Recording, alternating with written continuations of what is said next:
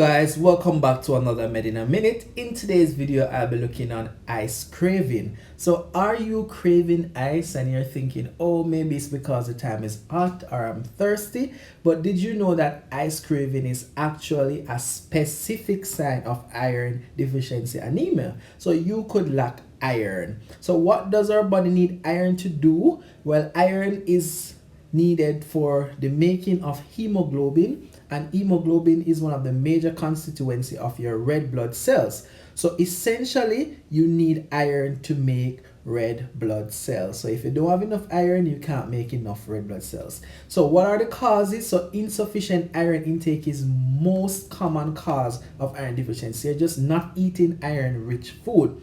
It can be absorption problem, whether malabsorption, or did you know that you need acid in order to absorb your iron? So if you're not taking vitamin C, which are iron supplement, this may also be a cause.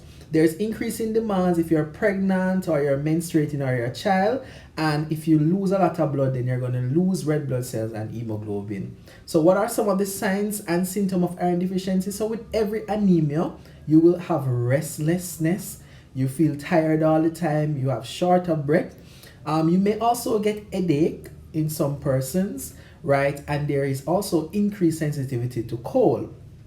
Now, signs of iron deficiency anemia may present on your tongue, right, called glossitis, or in your nails, so you have brittle nails. So what are the top 10 foods you need to eat to supplement iron? So one is your fortified breakfast cereals. So cereals are actually very high in iron. Also beef, shellfish such as oyster, dry food, beans, and lentils, right? So you need to be eating these kind of foods.